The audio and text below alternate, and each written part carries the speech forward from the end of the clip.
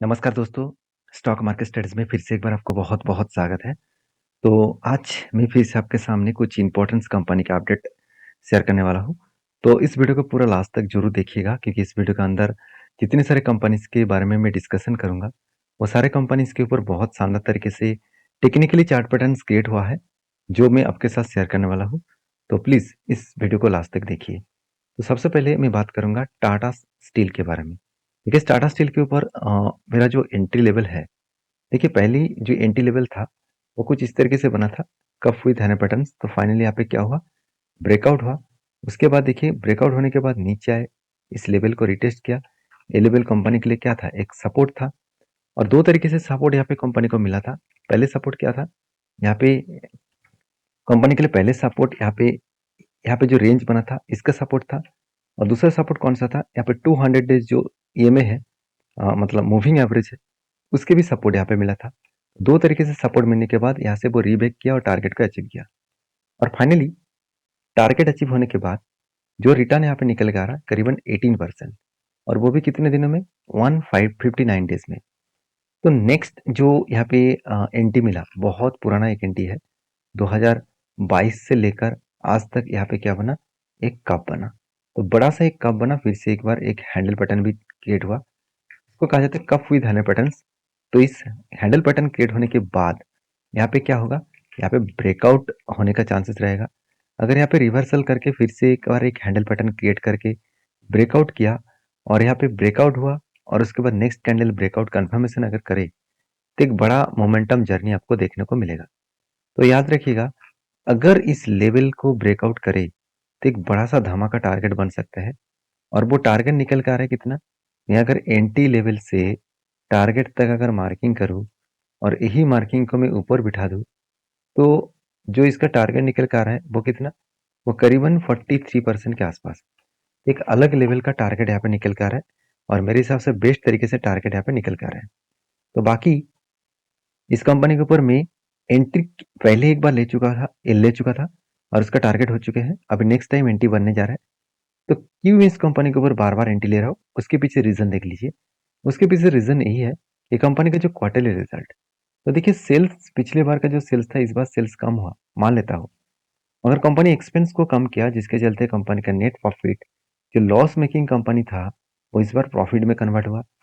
मान लेता हूँ कंपनी का लॉस था और लॉसेस भी बहुत ज़्यादा था, 2500 करोड़ के आसपास लॉसेस था। वो इस बार बढ़ के मतलब पिछली बार बढ़ के 6500 करोड़ तक चला गया था। और अभी करंट ईयर में 522 करोड़ के आसपास देखने को मिला। मतलब नेट प्रॉफिट जो है, वो बेस्ट तरीके से आपको प्रॉफिट होता हुआ देखने को मिले। और इसी प्रॉफिट के चलते कंपनी के ऊपर मैंने क्या किया, एक डिसीजन लिया ट्रेडिंग पर्पस में। तो एक अच्छा खासा ट्रेड पर्पस में यहाँ पे डिसीजन बना। तो बाकी इस कंपनी के ऊपर एज ए इन्वेस्टर क्या कर रहे हैं आप देखेंगे, तो mutual fund last few months में, जैसे अक्टूबर, नवंबर, दिसंबर, इस तीनों मंथ में अच्छा खासा बाइंग किया। और फाइनली उसका जब टारगेट मिला, तो जनवरी मंथ में क्या किया, कुछ क्वांटिटी सेल ऑफ कर दिया। तो सेल जो किया है कि बहुत बड़ा सेल हुआ, बिल्कुल नहीं। यहाँ पे सेल का परसेंटेज और बाई का परसेंटेज आप देख सकते हैं, किस लेवल तक यहाँ पे क्वांटिटी को ऐड किया गया। तो मेरे हिसाब से जिस तरीके से यहाँ पे बाइंग किया गया, जिस तरीके से नंबर ऑफ होल्डर्स जो जिस तरीके से बाइंग किए, तो ज़्यादा से ज़्यादा बाइंग हो रहा है तो सेलिंग की तुलना से। तो पॉसिबिलिटी ज़्यादा है कि दूसरी बार जो यहाँ पे पैटर्न क्रिएट हुआ, जिस तरीके से ब्रेकिंग का सिचुएशन बन रहा है, अगर उसको ब्रेकआउट करे तो एक बड़ा मोमेंटम जर्नी और बड़ा मोमेंटम धमाका आपको देखने को मिलेगा। तो बाकी क्या ओपिनियन है आपके, जरूर कमेंट्स करके बताना। नेक्स्ट जो कंपनी है उसका नाम है यूपीएल। देखिए यूपीएल के ऊपर मैं पहले भी बोल चुका हूँ कि जिस तरीके से करेक्शन हो रहा है, जिस तरीके से यहाँ पे एक स्ट्रांगली वो सपोर्ट को ब्रेक किया है, वो धीरे धीरे करके नीचे आएगा। और जिसका टारगेट निकल कर रहा है 416, उस लेवल तक आने का कोशिश करेंगे। तो 416 लेवल तक आने का कोशिश करेंगे, ये बात तो सही है। मगर एक चीज ध्यान देने वाला बात है, यही है कि कंपनी का वो जब ब्रेकडाउन हुआ था, मतलब सब ब्रेकडाउन हुआ था, उसके बाद देखिए रीबैक किया। रीबैक करने के बाद ऊपर नहीं जा पाए, क्यों? क्योंकि सेलर ज्यादा से ज्यादा प्रेशराइज में यहाँ पे बनता हुआ देखने को मिले। मैं पहले ही बोल चुका हूँ, कंपनी की सिचुएशन आज खराब है। कंपनी प्रॉफिट मेकिंग कंपनी से लॉस मेकिंग कंपनी बन चुके हैं। चलो एक बार मैं आपको दिखा भी देता हूँ। क्वार्टर रिजल्ट आप देखेंगे, देखिए फर्स्ट टाइम कंपनी लॉसेस किया, और वो भी बहुत बड़ा लॉसेस, कोई छोटा मोटा लॉसेस नहीं है। 1600 करोड़ का लॉस, जो पिछले बार 1300 करोड़ का प्रॉफिट हुआ था, इस बार उससे भी ज्यादा, मतलब डबल के आसपास कंपनी का लॉसेस हो गया। तो इस लॉसेस होने के कारण शेयर में एक बिग प्रेशराइज बनता हुआ देखने को मिले। तो क्वेश्चन यहाँ पे ये आएगा कि क्या सर ईपीएल कंपनी बेकार कंपनी है? ऐसे बिल्कुल नहीं। तो आप एक चीज को समझ लेना कि ईपीएल कंपनी कोई बेकार कंपनी नहीं है। कंपनी इस सेक्टर की एक लीडर है और वर्ल्ड में 4th रैंकिंग में है सीड्स मैन्युफैक्चरिंग में। तो सीड्स तैयार करने में वर्ल्ड की 4th लार्जेस्ट कंपनी है। साथ ही साथ एग्रोकेमिकल इंडस्ट्रीज के ऊपर कंपनी का रैंकिंग 2nd पोजीशन में है, क्योंकि कंपनी लगातार गिरते चले जा रहे हैं, जिसके चलते कंपनी का मार्केट कम कम हुआ और उसी के कारण कंपनी के ऊपर पोजीशन भी चेंजिंग होता देखने को मिले। तो क्या इस कंपनी के ऊपर कंटिन्यू कुछ डिसीजन बन सकते हैं? देखिए, अभी फिलहाल के लिए जो इस कंपनी का हालत है, उस हालत के बेसिस में देखो तो कंपनी का हालत खराब होने के बाद भी इंस्टीट्यूशन कोई भी एक बार भी माल बेचने के लिए तैयार नहीं है। उल्टा आप देखेंगे तो म्यूचुअल फंड ने क्या किया, 5% होल्डिंग था, वो बढ़ाकर कर दिया 7.5% के आसपास। मतलब म्यूचुअल फंड ने अच्छा खासा यहाँ पे क्या किया, बाइंग की। और उसी के साथ साथ अगर ये भी देखेंगे कि कंपनी के ऊपर जो डीएस है, वो भी देखेंगे तो अच्छा खासा यहाँ पे, सॉरी, जो एफएस है वो भी अच्छा खासा बाइंग करके रखा, करीबन 34% से 37% तक। तो अलग लेवल का यहाँ पे आपको क्या देखने को मिला, बाइंग देखने को मिला। तो इंस्टीट्यूशन भी कंटिन्यू कर रहा है इस कंपनी के ऊपर और म्यूचुअल फंड भी कंटिन्यू कर रहा है और प्रोमोटर भी खुद के होल्डिंग बढ़ाते चले जा रहे हैं। तो जब सारे इन्वेस्टर इस कंपनी के ऊपर टिके हुए हैं, क्या वो कंपनी बेकार है? और मुझे तो नहीं लगता। बाकी आपके क्या ओपिनियन है जरूर कमेंट्स करके बताना। और हाँ, जिस तरीके से यहाँ पे करेक्शन हो रहा है तो मैं पहले ही बोल चुका हूँ, नेक्स्ट जो इसका सपोर्ट है 416 लेवल तक, इस लेवल तक आने का चांसेस है। और हाँ, मुझे बहुत सारे दोस्त ये भी कमेंट्स किया कि सर यहाँ से कब रिकवरी करेगा, कब ऊपर जाएगा? देखिए, इसका कोई भी पर्टिकुलर टाइम तो नहीं होता। हाँ, एक चीज को आपको ध्यान रखना होगा कि अगर कंपनी में दम है, कंपनी का बिजनेस अगर सही है, तो आज नहीं तो कल वो फिर से रीबैक जरूर करेंगे। अभी फिलहाल के लिए सपोर्ट लेवल तक आने का चांसेस रहेगा, क्योंकि यही कंपनी के लिए एक प्रीवियस स्ट्रांगली सपोर्ट रेंज है।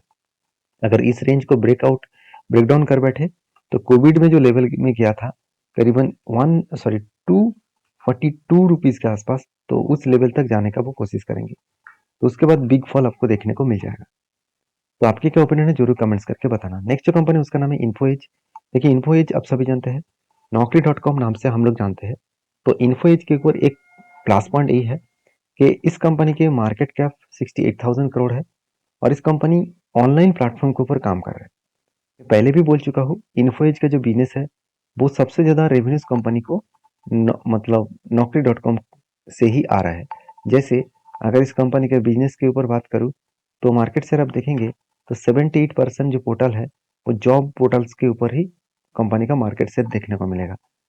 तो उसके साथ साथ कंपनी में जो मेट्रोमोनियल पोर्टल है उसमें 13% और ऑनलाइन जो रियलिस्टिक जो मार्केट प्लेस है उसमें 38%। तो एक अलग लेवल का कंपनी का प्रॉफिटेबिलिटी और यहाँ पे, सॉरी, अलग लेवल का एक मार्केट शेयर यहाँ पे देखने को मिला। तो जिसके कारण कंपनी में आज शायद थोड़ा सा प्रेशराइज है, फिर से वो रिकवरी करने का कोशिश करेंगे। तो कितना प्रेशर है, मैं एक बार आपको टेक्निकली चार्ट पैटर्न के हिसाब से दिखा दूं। तो देखिए, इन्फो एज के ऊपर जो हायर लेवल है उस लेवल से एक बिग फॉल देखने को मिला और कोई छोटा मोटा करेक्शन नहीं था। अगर मैं टॉप लेवल से डाउन लेवल तक देखूं तो ऑलमोस्ट 55% के आसपास क्रैश हो गया था।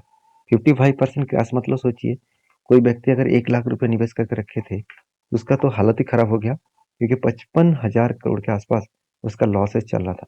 आज वो रिकवरी किया है। आज रिकवरी होने के बाद आज उसका जो लॉसेस चल रहा है, अगर देखेंगे तो 25% के आसपास, सॉरी 28% के आसपास। तो मैं यहाँ पे एक ट्रेड लिया, वो ट्रेड कुछ इस तरीके से बना, कप विद हैमर बटन्स बना। फाइनली क्या हुआ, ब्रेकआउट हुआ। ब्रेकआउट होने के बाद यहाँ पे क्या हुआ, धीरे धीरे करके वो ऊपर जाने का कोशिश कर रहा है। और यहाँ पे जो टारगेट है इसका, वो टारगेट कहाँ तक निकल कर रहा है, करीबन 6450 के आसपास। 6450 के आसपास इसका टारगेट निकल कर आ रहा है। तो मेरे हिसाब से एक बेस्ट तरीके से टारगेट को यहाँ पे अचीव करने का कोशिश करेंगे, क्योंकि ऊपर साइड में पहली बात यहाँ पे एक रेजिस्टेंस है 5709 के आसपास। तो इस रेजिस्टेंस को अगर ब्रेकआउट करे तो ऊपर जाने के लिए वो और भी तैयार रहेंगे। बाकी आपके क्या ओपिनियन है ज़रूर मुझे कमेंट्स करके बताना इस कंपनी के ऊपर। तो वीडियो अगर अच्छा लगे तो प्लीज़ लाइक करना। मिलते हैं नेक्स्ट वीडियो में, तब तक के लिए धन्यवाद।